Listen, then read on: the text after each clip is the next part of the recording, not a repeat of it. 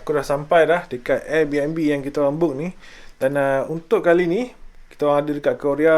Kita orang book Airbnb yang terletak di kawasan Mapo. Dia actually kalau naik daripada Incheon Airport tu, kita naik train pergi ke Gongdeok Station. Lepas tu kita transfer satu station sahaja pergi ke Mapo Station. Dan untuk Airbnb kali ni, dia tak besar pun. Sangat-sangat simple tapi bersih. Itu yang kita nak. So, aku nak tunjukkan roughly macam manakah rupanya Airbnb yang aku dah book ni. Okay, elemen penting untuk sebuah Airbnb pada aku, dia punya ni, katil. Bersih tak bersih? Kan, bersih. Walaupun ruang dia tak besar mana pun, okay, tapi cukup lah. Dan betul-betul sebelah katil ni ada lampu bedside ni. Lepas tu dia bagi sekali ada jam. Ada jam dan juga ada Bluetooth speaker sekali dia bagi. Bagus. Dan kemudian dia ada bagi sekali dengan TV. So, aku dan wife aku boleh baring atas katil ni dan tengoklah apa-apa movie sementara kita orang nak tunggu waktu tidur. Dan kat sini dia ada sediakan ampaian. Simple je. Lepas tu dia ada sediakan juga ni coffee maker. Ya, aku terangkan sikit. Coffee maker pun ada. Okay, Dolce Gusto. Dia ada bagi sekali dengan Dolce Gusto ni. Bagus, pemurah betul owner ni. Dan ada tong sampah, ada plug. Okay. Ini langsir.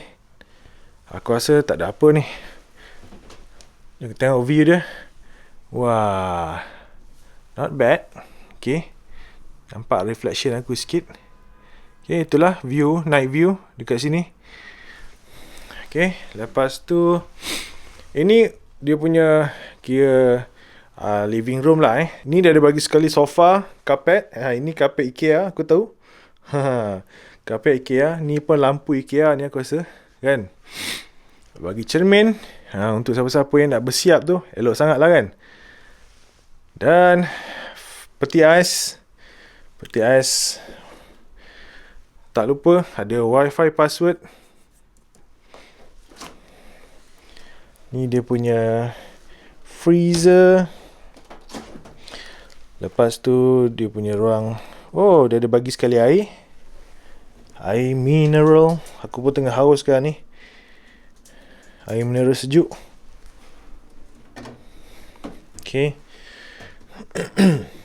Lepas tu ini dia punya ruang kitchen sekali dengan dia bagi washing machine.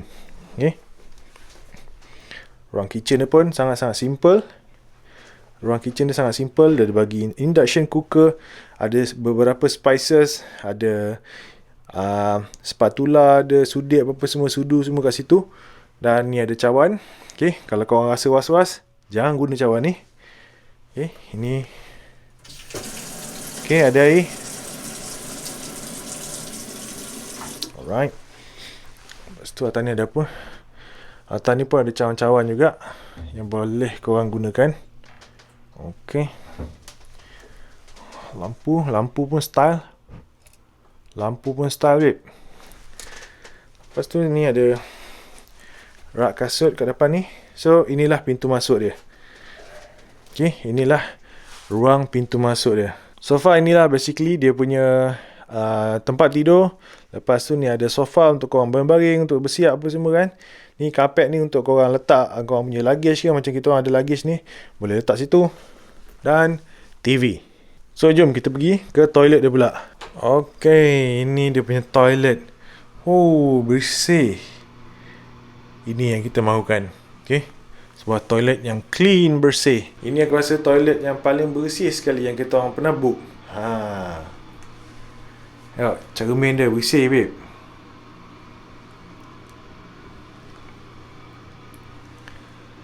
So, ini dia ada bagi shower. Okay. Shower dan juga ada sabun, shampoo, conditioner. Atas tu ada ventilator fan.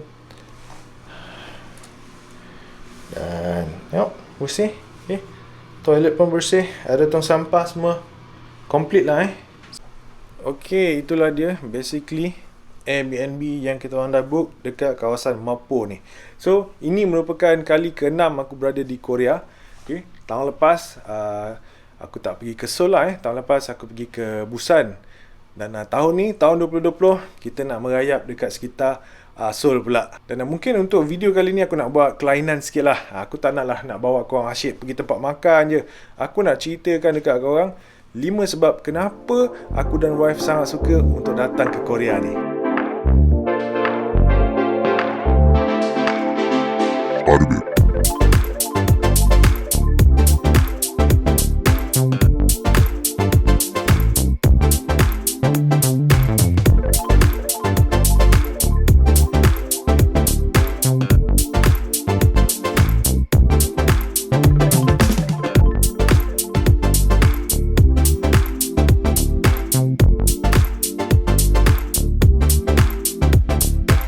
Okey, ada 5 perkara yang menyebabkan aku dan wife sangat suka melancong ke Korea ni. Dan untuk sebab yang pertama ialah we all love Korean food. Bila travel ke Korea ni, kita dapat makan dan singgah di kedai Korean food yang halal. Dan kalau korang nak tahu, dekat Seoul ni memang banyak lah halal Korean food. Lebih-lebih lagi dekat kawasan Itaewon. Dan makanan halal ni bukan setakat di Itaewon saja, tapi dekat Myeongdong pun ada. Salah sebuah restoran yang kita orang pernah pergi ialah Kampungku. Aku ada buat review. Aku akan bagikan link kat ruangan description juga. Dan selain daripada Korean food yang halal, ada juga makanan halal yang lain. Kita orang selalu pergi ialah Little India. Baru-baru ni aku ada singgah juga ke Little India tu. Memang best gila makanan kat situ. Dia menghidangkan makanan India Muslim lah.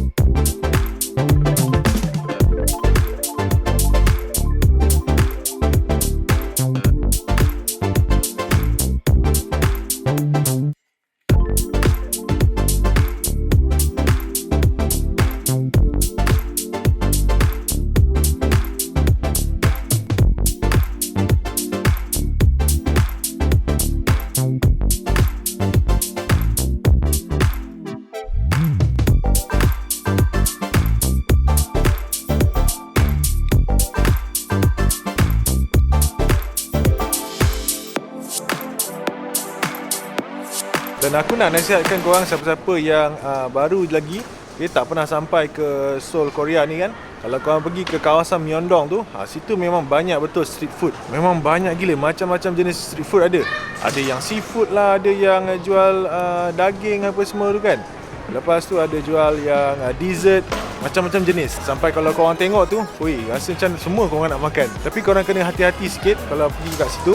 Sebab makanan yang diorang jual kat situ tak semuanya halal. Walaupun diorang ada tunjukkan signboard tu, tapi korang kena berwaspada lah. Korang kena tanya diorang dulu sama ada makanan kat sini halal ke tak halal ke kan. Diorang okey je kalau korang tanya. Dan mana yang ada tulis pork ataupun pork belly tu memang totally tak halal lah. So kalau korang jalan-jalan kat area Myeongdong tu, kena hati-hati, makanan kat situ tak semuanya kita boleh makan. Dan untuk poin yang kedua ialah kita orang suka datang ke Korea ni sebab environment diorang memang sangat-sangat cantik. Diorang punya bandar bersih, lepas tu diorang punya building semua cantik lah desainnya. Dan landscape kaki lima diorang pun memang sangat-sangat sesuai untuk berjalan kaki. Kebanyakannya orang kat sini commute menggunakan subway dan juga bus. So lepas keluar daripada subway tu, diorang akan jalan menerusi kaki lima yang ada dekat sekeliling building ni untuk pergi ke satu tempat yang lain. Dan bila aku cakap pasal bandar diorang bersih ni, aku pernah pergi juga ke bandar-bandar lain kat negara lain, contohnya seperti Japan ataupun Istanbul.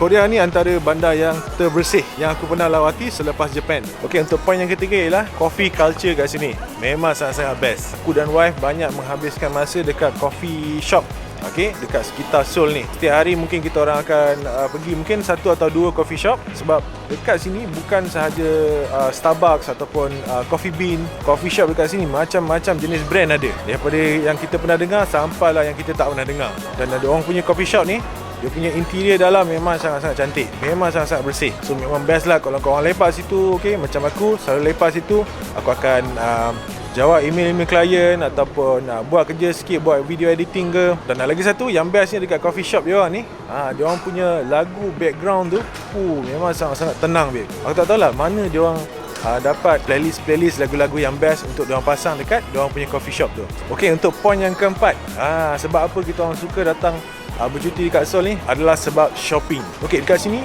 dekat Seoul ni ada banyak butik-butik yang best. Okay, contoh macam aku minat Adidas, Nike, apa lagi, New Era, MLB, Uniqlo. Okay, banyak tempat-tempat yang best. Dan tempat-tempat shopping ni semua, okay, antara collection yang ada dekat sini tak ada dekat tempat lain. Dia ada limited edition untuk store tu sahaja. Contohnya macam MLB ataupun New Era yang aku selalu kumpul. Dan satu lagi macam G-Shock apa semua tu kan. Barang-barang yang ada dekat sini ada yang limited edition yang aku tak boleh dapat dekat tempat lain. Dan salah satu butik yang aku dan wife sangat-sangat suka ialah butik Line Friends. Dekat Korea saja ada berapa? 4, 5, 6 outlets. So kita orang memang menghabiskan sepanjang hari untuk pergi cari tempat-tempat ni. Dan poin yang last sekali ialah sebab dia punya transportation memang sangat-sangat efisien. Transportation yang kita orang guna dekat sini ialah subway. Tiap 3-4 minit ataupun 5 minit dah dapat dah train baru. Dan aku dan wife pun pernah sangkut dekat train station ni, yang mana masa tu memang penuh gila orang. Tapi itu hanya berlaku ada certain peak hour sahaja. Time tu memang tak boleh nak elak lah sebab kita orang naik train tu kebetulan waktu kena dengan waktu orang balik kerja. So memang pack gila lah. Dan kalau nak dibandingkan dengan subway station Korea dengan Japan, Korea lagi, orang kata lagi tenang lagi lah dia punya subway station ni. Kalau dekat Japan memang pack habis. Dan daripada segi efficiency, dua-dua negara ni memang sangat cemerlang lah untuk dia punya subway station. Dan aku suka dia punya subway station ni, okay, dia menghubungkan dekat banyak tempat. Dan aku dan wife tak perlu nak jalan kaki terlalu jauh sangat. Okay, memang jalan kaki memang ada, tapi tak perlu orang kata mengambil masa yang terlalu lama untuk sampai ke satu-satu destinasi yang best. Kiranya jimat masa lah kan. Korang tak perlulah nak jalan sampai 20 minit untuk sampai ke satu-satu destinasi tu.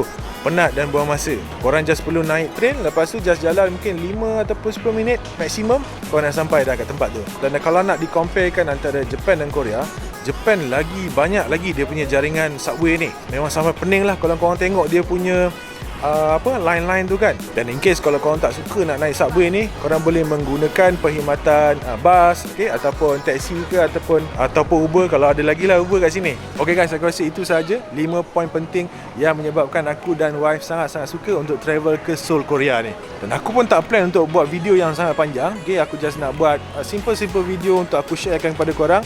Mana tahu korang ada plan untuk datang bercuti ke Seoul, Korea ni. Dan kalau korang belum lagi tengok video-video yang aku pernah travel ke Korea sebelum ni, aku akan bagikan link kat ruangan description. Korang boleh tengok. Dan pada Disember 2018 aku ada buatkan lebih kurang dalam 10 episod.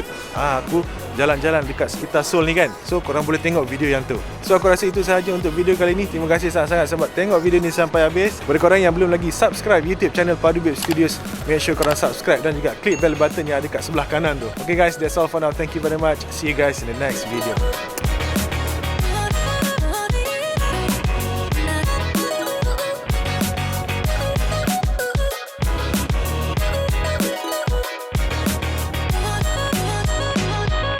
Padu Babe.